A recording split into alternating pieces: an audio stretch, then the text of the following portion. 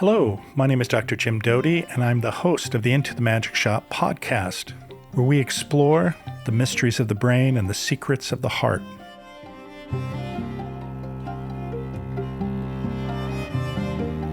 Well, Robert, it's nice to see you again.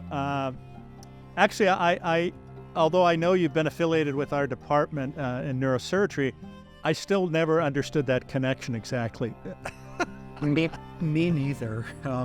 I don't know. I do stuff to rat brains, so I guess at some point it seemed like a good idea to Gary Steinberg. So now that's on the list of affiliations. But yes, I was always sort of mystified since I obviously I know who you are, and I think our paths have crossed a few times. I still was unclear where that came from. So, well, thank you for being with me today. I'm sure this is becoming, I'm not sure if mundane is the right word, but obviously we're here to talk a little bit about your new book on free will. Obviously, I've seen some of the innumerable podcasts about that. Sam Harris is a good friend of mine, and yes. likewise, actually, I got these headphones from Sam. Did he send you his little recorder with it too? Yes, he did. Yes, he did. Here it is, right here. Yes, he did the same thing for me. He's very smart about that. Although, you know, with Riverside and these others, they record on your computer, so it's not as much of an issue. Yeah, but and then you also did one with Scott Barry Kaufman as well. Yes, who of course turned out to live next door to my wife's cousin. So somehow we figured, yeah, you know, that kind of string of small worldness. Yes. So it is a small world, and it's always amazing how the intertwining and interconnecting of so many of us. Well, before we start on the new book, I think at least some of my guests are interested in how you begin your journey. And of course, I think we all agree that who we are today often is a reflection of where we began. And maybe you can just give us a brief narrative of when you got interested in primatology and when you became an atheist, perhaps. Let's see, primatology when I was 8, and decided that's what I wanted to do, so that by junior high school, I was writing fan letters to primatologists and stuff, which was rather odd. In high school, I harassed the chair of the language department into letting me take a Pace Yourself Swahili course because I knew I was going to East Africa at some point. So that was long-lasting, and the atheism almost as long-lasting. I was 14 and going through a stormy adolescent period built around all sorts of things that were dominating some of the orthodoxy of my everyday life. And I still wonder what in hell happened there. But one night at 2 a.m, I woke up with this realization that suddenly explained everything. Oh, I get it. There's no God. And there's no free will. And there's no purpose. And it's been like that ever since. Well, that's interesting. So you must be a fan of Nietzsche or Sartre or those other existentialists? Well, I try to avoid the despair, but that is a bit of a magnet. And how do you connect with our one of our friends, Sam Harris, but the other Daniel Dennett, and the rest of the four horsemen of what do we call it? Is it free will or atheism or all of the above? Atheism. Yep. Well, I never got to meet Hitchens. I got to host Dawkins one evening once, and I found that to be very anxiety-provoking. He appears not to suffer fools gladly, and I was being one that night. Sam interact with all the time. And Dennett, whose atheism I am greatly in support of and admiring, and whose views about free will I deeply disagree with. He and I are having a debate in about a month. Ah, where at? BBC. Oh, really? Oh, that should be fascinating. We'll talk about him in a little bit, perhaps. But how did you end up at Harvard? Was that just a natural event that occurred based on your own precociousness, or had you picked that out for some particular reason? Um, well, I picked like the Ivy League school that had the best primatologists, and then I picked the best state university that had the best primatologist, and then the best private one other than Ivy League that had the best one, and then picked the best branch of City College in New York that had primatologists, and just waited to see how things turned out. So I was able to sit at the feet for 4 years of this guy who was like the king of baboons while at college, and that was very enriching. And so, yeah, it was primates all the way, but just which locale. Yes, well, you chose a locale. Maybe you can tell us about, I mean, how many years have you been doing your field work? I spent, well, I went there first, Kenya, East Africa. The Serengeti ecosystem is sort of where I hung out, and the Kenyan side of that, a national park there, where I had my tent under the same tree for a couple of decades.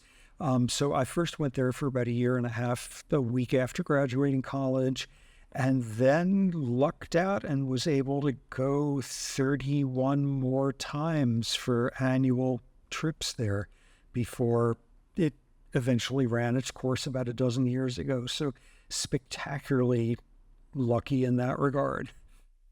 So did you basically, if you will, stay in the tent the entire time? I mean, not obviously every second, but I mean, were you parked there and you woke up every day at the same place and did your field work? Yeah, yeah. I'm not very technically adept at a lot of things, so it was a very, very primitive camp. And I have very few bush skills, but I have a very high tolerance for discomfort. So, like, I lived in horrible troglodyte squalor summer after summer. Let's see, nearest electricity was about 90 miles away, a hole in the ground nearby for doing my personal hygiene, hauling water from about 30 miles away, and I guess food was mostly just rice and beans and mackerel over and over and over for like days on end. So actually, it was heaven. I loved it there. This is how I always wanted to be. Wow, that's I assume for a significant period of that time you were married. How did your wife respond to that desired deprivation? Well, she arrived on the scene, thank God, about a dozen years into it, and eventually came out there with me for 8 seasons, and wound up doing her thesis on baboons, but in a completely different area. She's a neuropsychologist, so that took some work to convince her committee that somehow that fit. But the biggest change that we had was we brought a water filter and some bottled water. So after the first summer of her having the runs the whole time, which I'd been having every summer for 12 years, but somehow thought that was part of the romance of The it all. experience? Yes, the charm. Finally, we switched, and quality of life got much better at that point. But she loved it also, but perhaps different aspects of everyday life. Yes, yes. So this is some sort of requirement to punish yourself that maybe do your heritage or Right. well, that's fascinating. So, obviously, most of our listeners are aware of the various books you've read, Why Zebras Don't Get Ulcers, and I love Behave, and certainly your newest book, Determined, is quite fascinating. Is there any connection between your work with baboons and free will? Um, yeah, insofar as that's just another piece of thinking about primate sociology and evolution and physiological ecology and what all of that has to do with behavior. Whereas my lab life was much more what neurons and hormones and genes have to do with behavior. So it was just another domain for seeing how when you put all the pieces together, there's not a whole lot of room for any free will. And it got me into very different, the field work had me talking to psychiatrists and biological psychiatrists and like public health people and sociology types, whereas the lab work was all the usual reductive type folks. So it was more just, I think, enhancing my palette of ranges of areas where I was seeing how behavior was not coming from conscious control. So, of course, I think at least most of the listeners realize that these debates about choice, free will, agency, date back to Greek philosophers such as Plato and Aristotle, or heading into sort of the medieval period with Thomas Aquinas and others. And now we're here today. So the debate goes on. Why do you think you're right and everyone else is wrong? Who's nothing like phrasing it that way. I think, again, well, for starters, I don't think that any compatibilist philosopher that says there's still free will, despite the fact that we're made of things like atoms, I don't think they really have a leg to stand on if they're trying to invoke biology that doesn't actually exist. So most of my disagreeings with, I think, come from people who say, yeah, this field of science certainly makes you rethink the power of free will.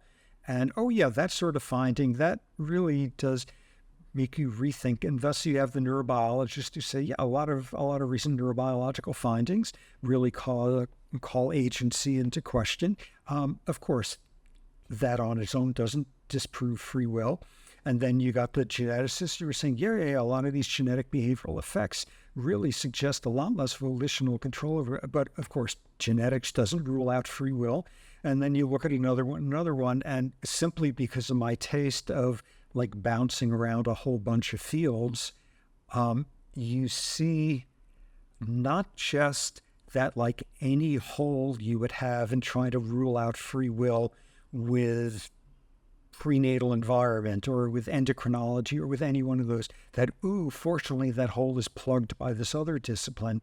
You look at enough of them and they're one discipline. They're all the same after a while. And like in a sense that, like if you're talking about genes, you're talking about evolution. If you're talking about genes, you're talking about early life epigenetics. You're talking about what proteins you made in your brain 40 minutes ago. And it all forms one continuous bunch of biological sculptors interacting with the environmental sculptors. And when you look at that arc, there's not a crack anywhere in there in which you could shoehorn in a type of free will that says every now and then you could ignore all that stuff. Well, it seems as though the compatibilists, I think the term is, Dennett and maybe even Sam Harris et al., they want to have their cake and eat it too. Is that a fair statement? Yeah, basically. I'm not trying to be too snarky here, but somewhere early on in the book, I'm being a total jerk there when I'm doing this, but I'm seeing like basically every paper I've read by a compatibilist philosopher can be reduced to the same 3 sentences.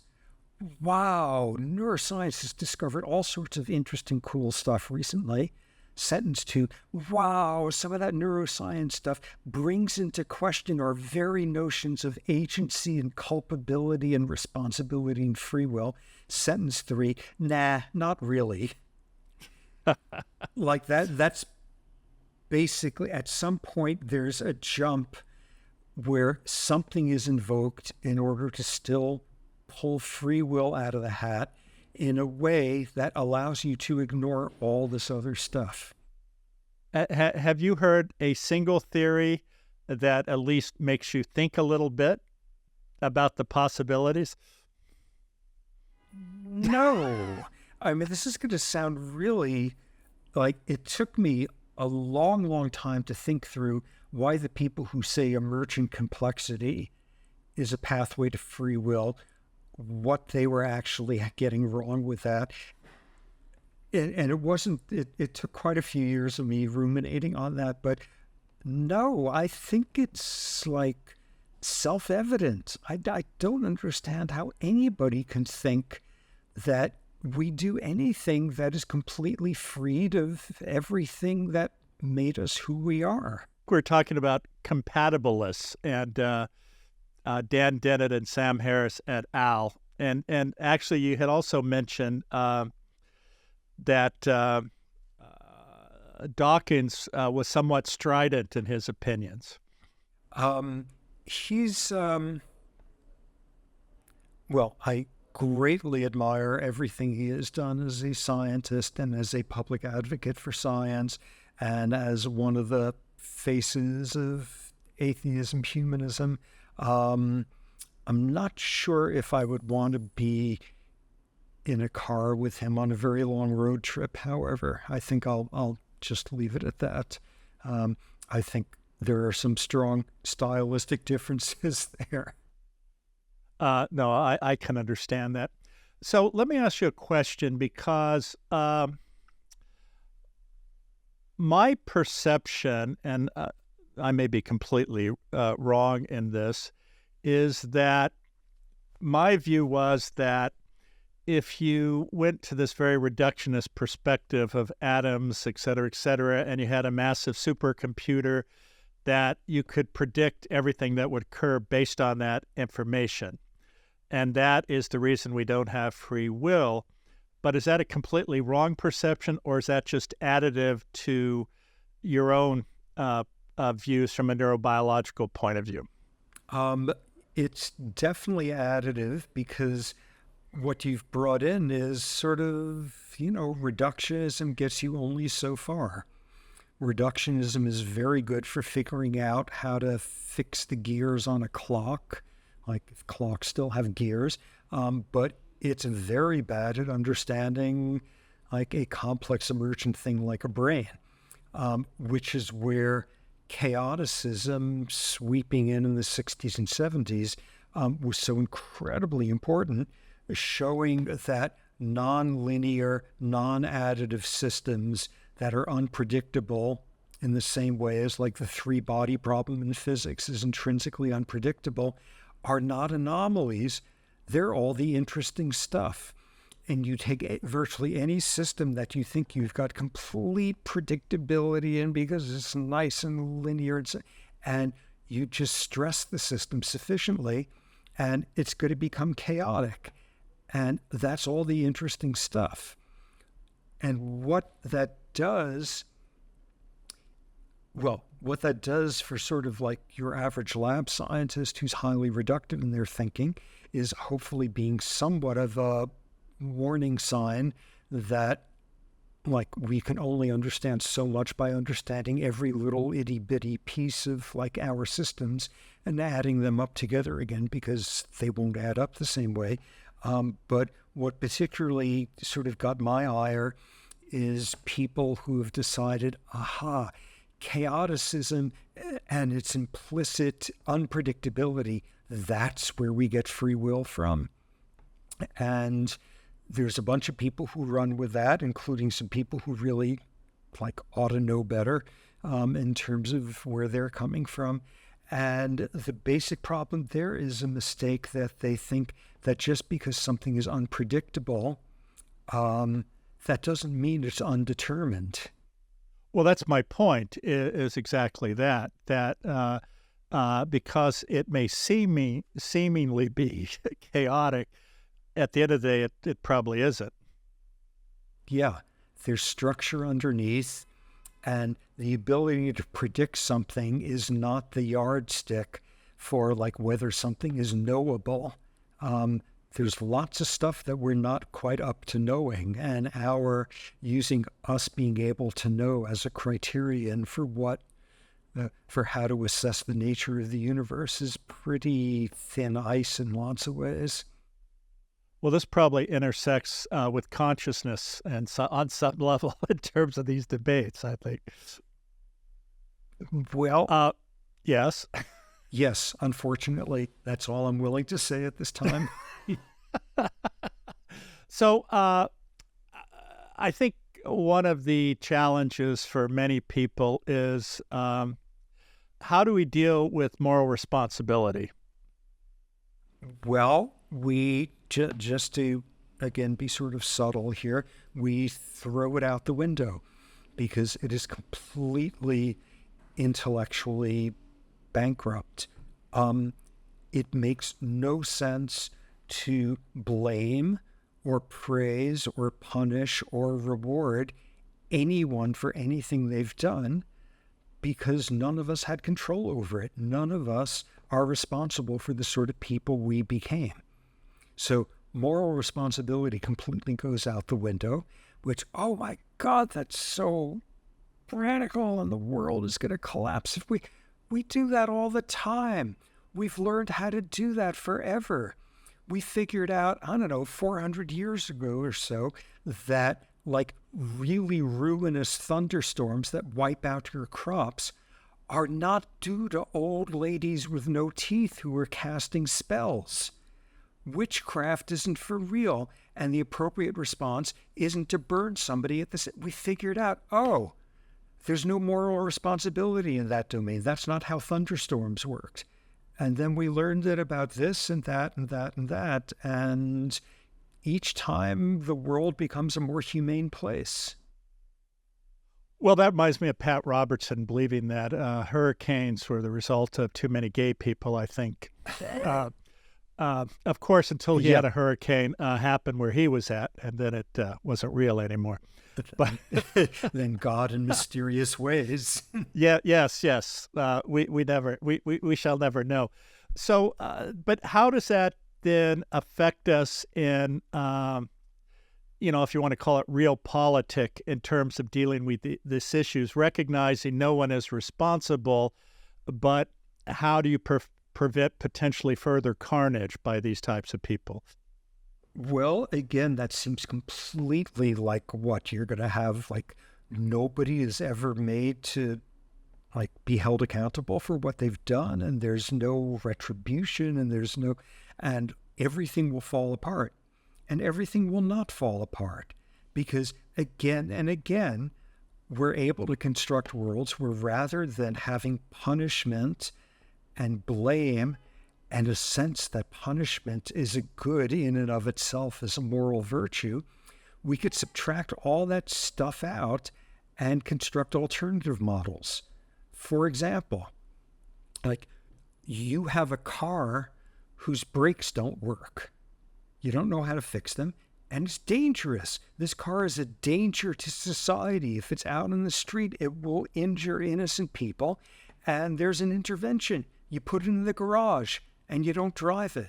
But you sure don't go in every day with a sledgehammer and bash the car on the top because it's evil for having its brakes fail. You sure don't tell them it doesn't deserve to be able to drive in a park on Sunday afternoons.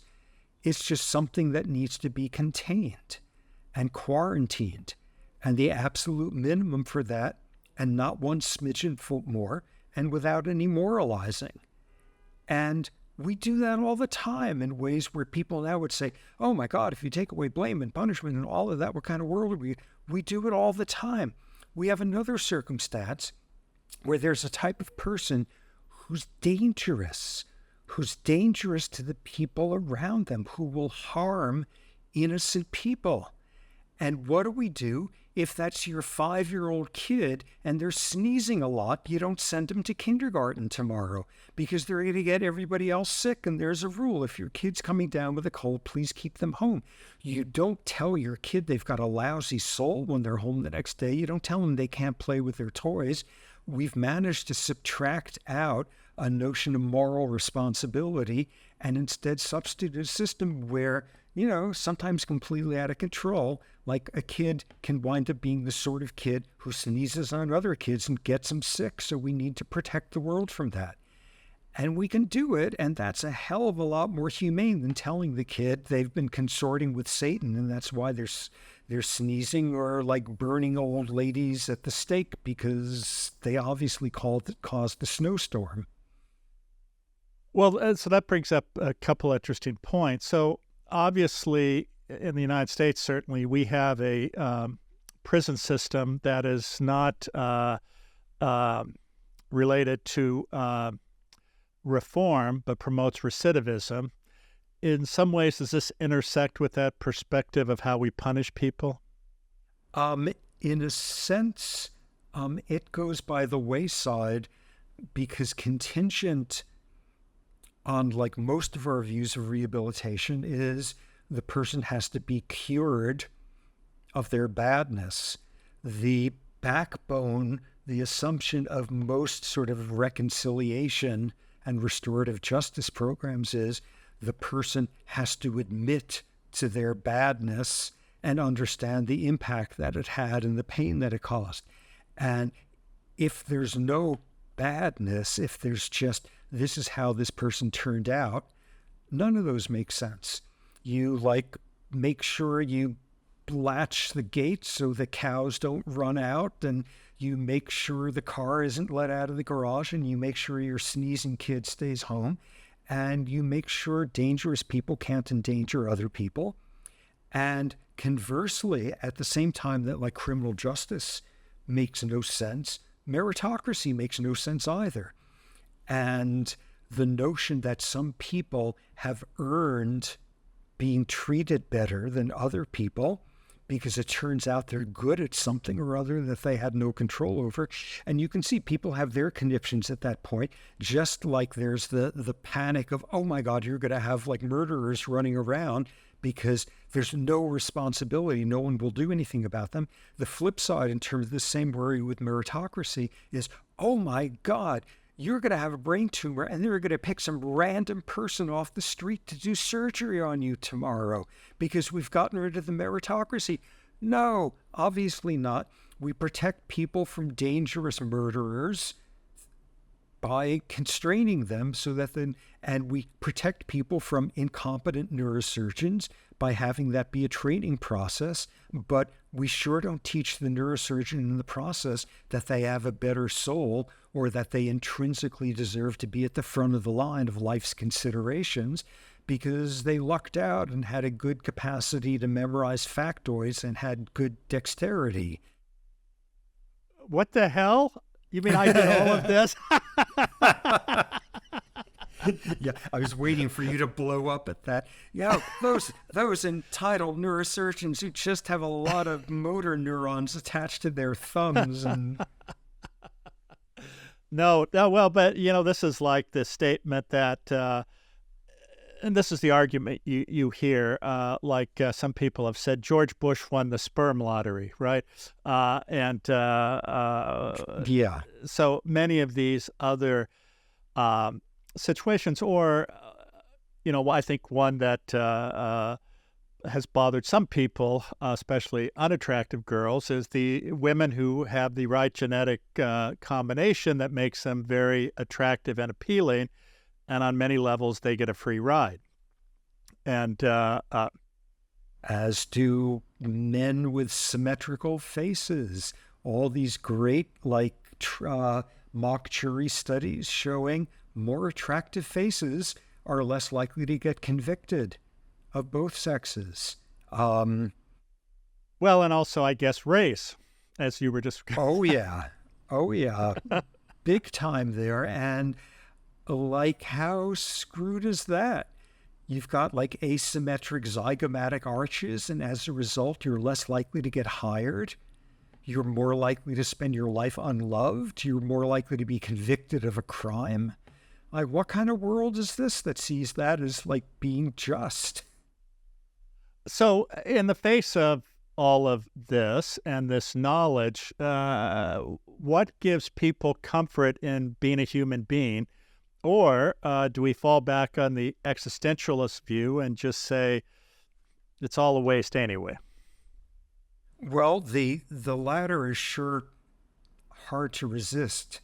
But here's where I actually like finally like avoid the true abyss there with that, is thinking through, okay, you read a book about how there's no free will, or you listen to a podcast and you come away convinced of that, and you're totally demoralized because you realize you're not really laudable for your advanced degrees, and you helped that old lady across the street that time, and that's nothing that's truly praiseworthy because praise is irrational, and somebody loves you because of the way their vasopressin receptors work, not because you are lovable. And oh my God, this is so demoralizing. And then what you realize is, if the notion that we have no free will, the notion that people get what they deserve is false, if that bums you out, that means you're one of the lucky ones.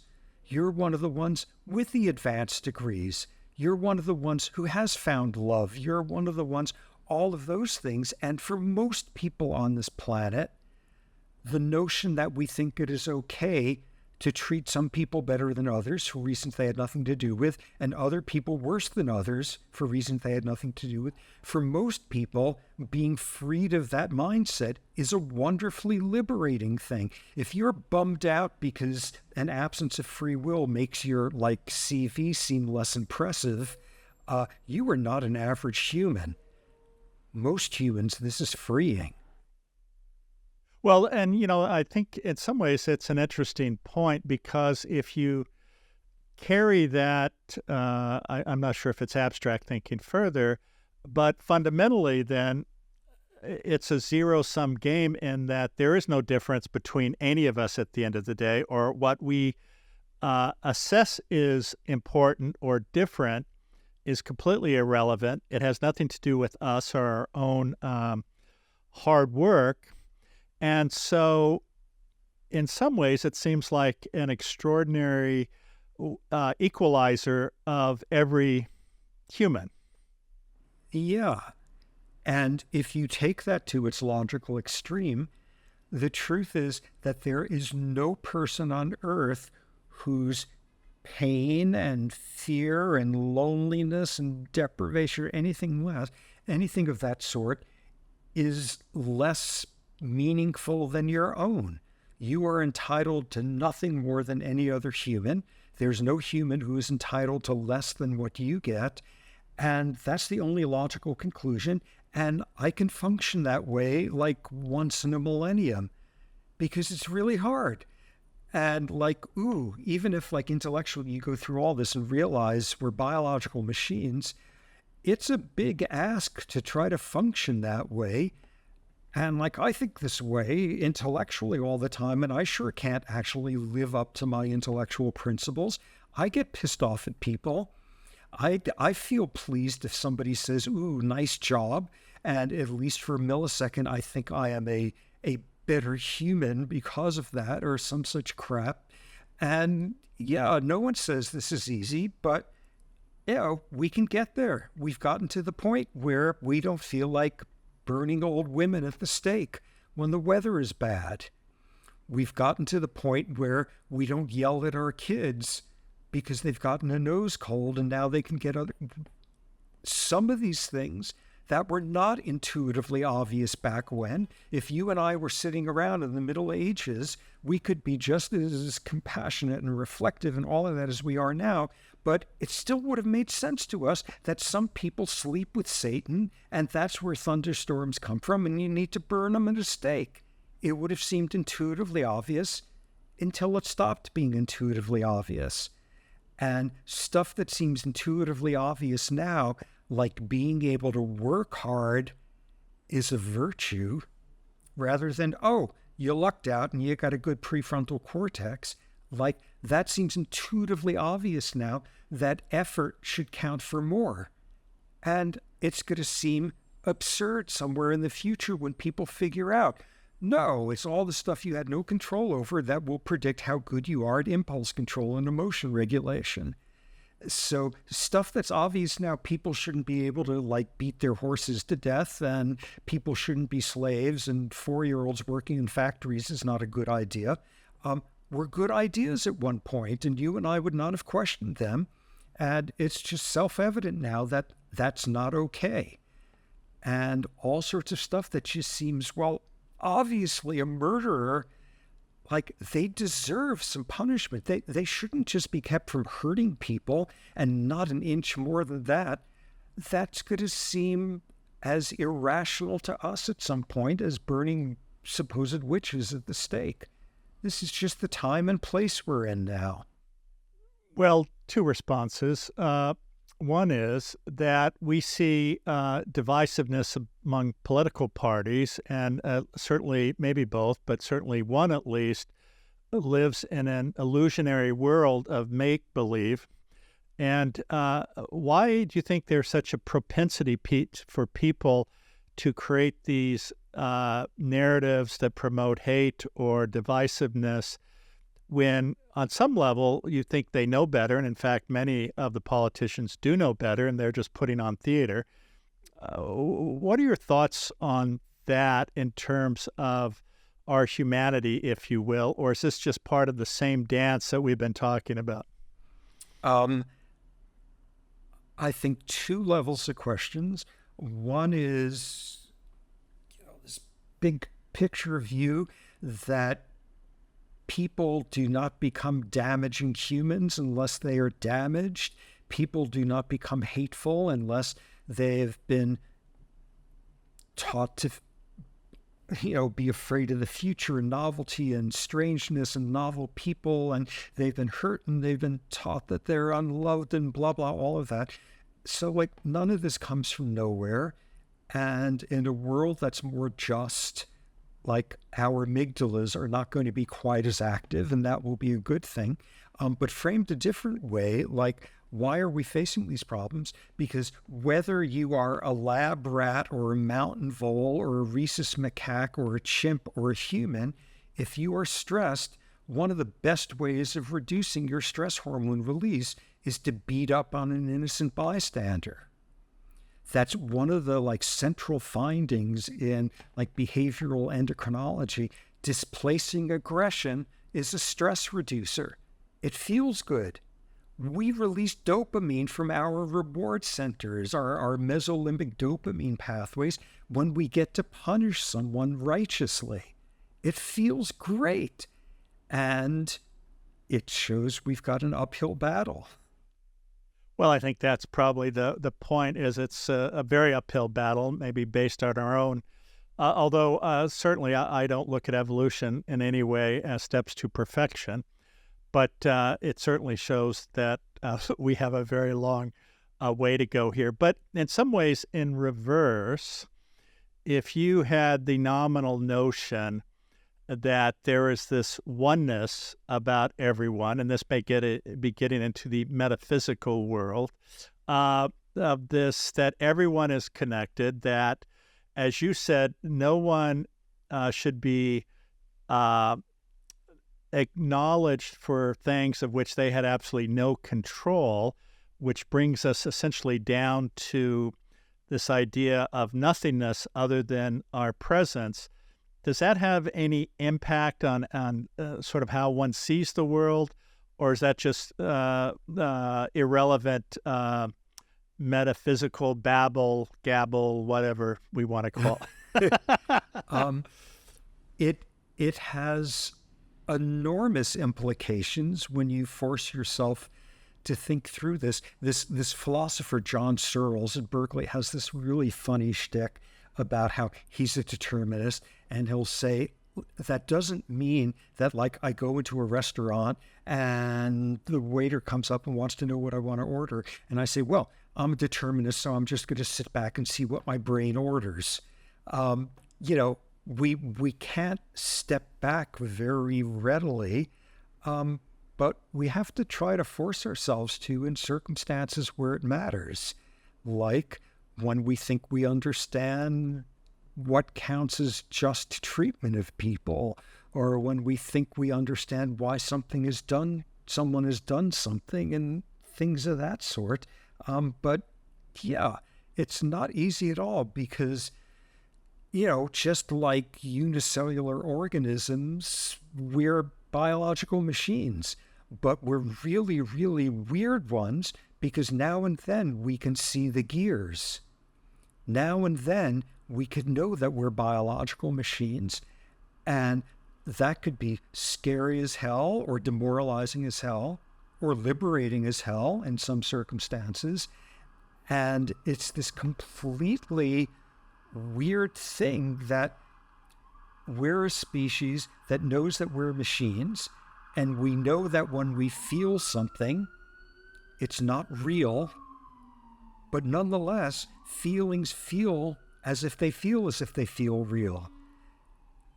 And like, good luck detaching your sense of well-being from that on a regular basis.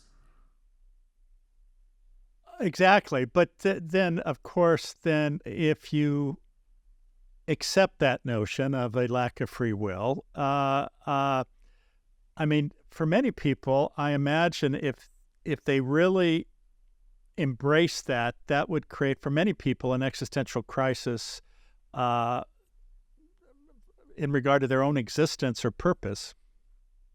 Yeah. Again, if you're one of the lucky ones, turn that existential void into just feeling grateful that you turned out to be one of those humans who got enough protein prenatally that you're not cognitively destroyed by it. Or you turned out to be one of those humans where instead of thinking about free will, you're dealing with warlords rampaging through your hamlet. Or you turned out to be one of those humans who's good at whatever and could make the world better that way, and just feel grateful that, like, damn, my hands can do that when they have a scalpel in them. Isn't that nice? Isn't that great that I turned out to be one of those who could make the world better in that way? Yeah. Go think that way all the time. Lots of luck with that. I think that way intellectually all the time, and I function that way like 1% of the time. But that's really what we have to kind of aim for. And we can do it because we don't burn old ladies at the stake anymore. So we could do it in other realms as well. Well, but doesn't that then lead us, though? I mean, on the one hand, we don't burn ladies at stakes, but we have a criminal justice system and a whole parts of society that are completely unjust. On one level, we can sit there and intellectualize, say that's unjust, that shouldn't happen. But how does that have any relevance if there's no free will? I mean, what we're doing in some ways, it seems, is even with the awareness of it or understanding this on a cognitive level, we don't do anything about it, or we make false judgments about what's good and what's bad, when in fact, it would seem to me there is no good and bad. Yeah. And that's tapping into one of the knee-jerk things that people have when they say, what do you mean there's no free will? Of course there's free will, which is the incredibly dangerous conclusion to reach that if there's no free will, nothing can change. Things change enormously. People change enormously. Entire cultures change, all of that. We don't need to prove that to anyone. And the fact that change occurs doesn't mean that there's free will. There's this clarification. When we think we have chosen to change, we have not. All of the circumstances that have made us who we are now, parentheses that we had no control over, everything that made you who you are now set you up so that this circumstance right now is going to change you in this particular way. And the way I, you go and you see a documentary on the Dalai Lama, and you and two other people, and you sit there and you come out of that and you are so inspired that you vow, I'm going to do this good thing every single day. You've changed your behavior. Your behavior has changed more properly. And the person who sat next to you comes out and says, oh my God, that music in the background, I need to learn about world music. That's like so soothing, all of that. And the third person comes out and says, what like treacle, what emotionally manipulative garbage, all of that. And the second person takes gamelan lessons or something, and the third person comes out and says, I'm not watching one of those ever again. All of those people are behaving differently afterward as a result of this experience, but they are all behaving differently in different ways because of what circumstances made them into at the moment they sit there and they watch this documentary. They didn't change and decide, I'm going to go learn how to play the zither or some such thing. They were changed by that circumstance such that that's the transformation that experience did. And that happens all the time. And where we make our only mistake is deciding that we were the agents of that change. Well, certainly, I don't think there's any question that most people go around and, as an analogy, if you've had different types of trauma while you've grown up, this impacts, for many people, every decision they make because it's happening at an unconscious level. So they may think they're getting in an argument with somebody about a reasonable thing when, in fact, it relates to either an experience they had a little bit earlier with their spouse, or they ate something that wasn't very tasteful, and now they're translating this into something that's completely unrelated. Yeah, exactly. And then filling in a pseudo-logical attribution afterward as to why it makes total sense that they did what they did. Exactly. To a couple other questions. One is, we all have heard, who are interested in this free will issue, about Libet's experiments. And what is it? The potential, what does he call it? The readiness potential. Potential, yes. And interestingly enough, of course, that was one of the people that used those experiments were used as a justification for not having free will. But I saw a recent study that talked about these two individuals who repeated the experiments, and they said if the reason for their action had some personal significance to them, you did not get that potential occurring beforehand. Have you heard of that study? I've seen ones like that. If you make somebody do something where you press this button and a charity will get money, whereas if you press that button, nothing will happen, where it suddenly has significance, emotional significance, some such thing. Yeah, that's this whole literature. This was the work by Benjamin. I always thought it was Libet, or it might be Libert. Libert. One of the One of those back when, that showed that when you wire somebody up with EEG tracings at the time and fancier brain imaging stuff since then, that when somebody thinks they have made the decision to push a button, you can tell from their brain about a half second before that the brain has already decided. Oh my God, there's no free will. Your brain knows before you think you even made a decision. And, that was the 1980s. And you saw a paper a couple of years ago that's 45 years later. People are still clawing each other's eyes out of how to interpret those studies. Is it showing you your brain intends to do something before you're consciously aware of it, or your brain gets an urge to do something, or your brain intend to do something?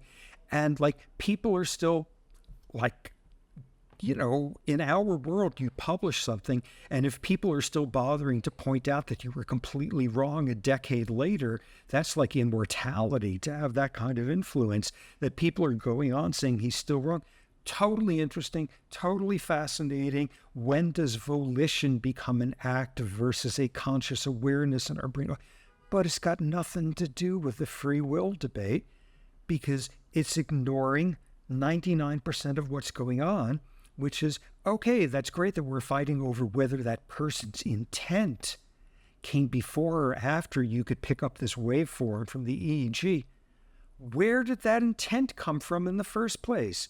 How did this person be the sort of person who would take a Psych 101 class and sign up to be a test subject? How'd they turn out to be someone who would show up on time? How would they turned out not to show up and steal the grad student's computer and run out the door? Where did that intent come from? And that's from the biological influences 1 second ago and 1 hour ago and 1 century ago and all of that. Like whether somebody knew they had the intent and whether they knew if they could have done otherwise is so boring, because that's the last 3 measures of the symphony kind of thing. How do you turn out to be the sort of person where that's the kind of thing you would intend to do?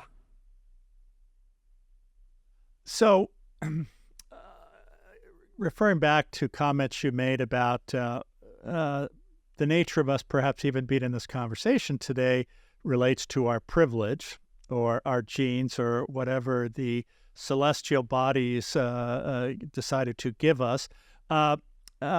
So for the subset of people who don't have the privilege or the background or the education to even have this discussion, for those of us having the discussion, where does this leave us? We talked about this existential crisis. We talked about the reality that no one deserves praise for who they become in a positive sense, nor in a negative sense what they've become. So does that just leave us as sort of rats in a maze that we live and die and we're done? Well, kind of. Except for that one. Okay. Thanks for making me so happy. Except for that one thing, that we can know our machineness, and we could know that even though our feelings aren't real, they feel real, and pain can feel real enough that it stops being interesting or relevant after a while to go through, whether you're feeling that you feel that it's real or you're feeling or all these, just going through the loops of that. Nonetheless, at the end of the day, pain is painful and happiness is a good thing. And even if it is suspect on an ultimate level, it's kind of the source of a smidgen of meaning somewhere in there to decide that your time was well served if you went about trying to make for less pain for people and more happiness, even if we're all just machines. Yes, if you believe there's something behind purpose and meaning. I mean, could you not use a converse argument if you're a sociopath, whether by choice or not, and say, I am so happy I killed 100 people. I feel so good about myself. Fundamentally, that's the same thing. We've just subtracted good and bad out of it. You just flip where the pluses and the minuses are and where the brownie points are and such. Yeah. And whether you're dealing with societal meaning on that level, or if you're a pain physician wishing there was a way to quantify pain so that you could more objectively medicate your patients and things like that. Yeah, this is fuzzy subjective domains that we're in, and nobody's saying it's easy for how to turn our essential meaninglessness into nonetheless it's a good thing if you go pull that person out of the fire. But nonetheless, that kind of is what's needed to sustain most of us, and in the process make this a more humane place.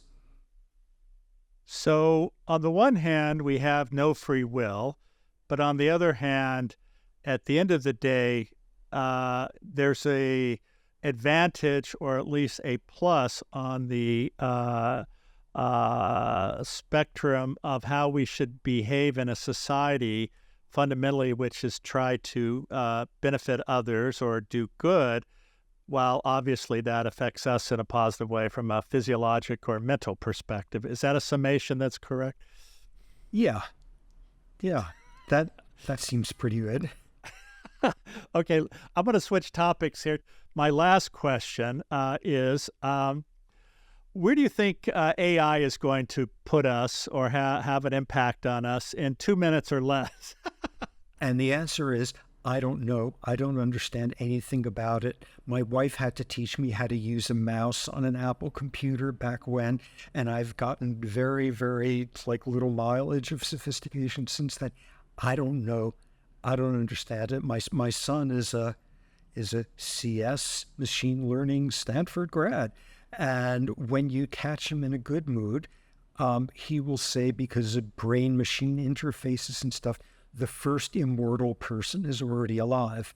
And then when you catch him on a bad day, he says, 20, 25 years, that's when the machines are going to harvest us for our carbon.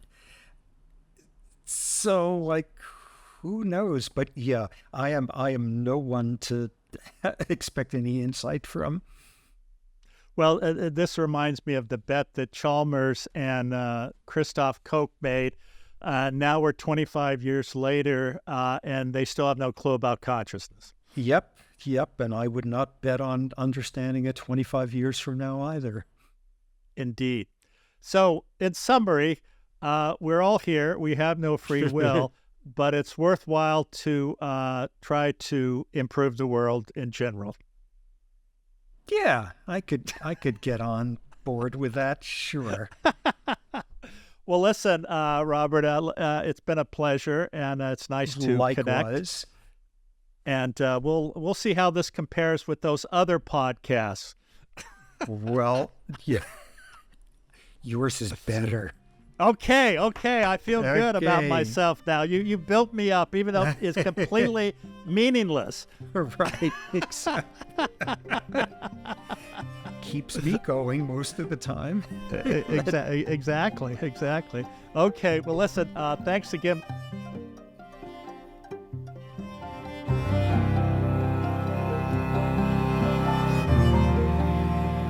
Again, thank you for being with us today. The Into the Magic Shop podcast can be found where you find your most popular podcasts, or you can find us at intothemagicshop.com.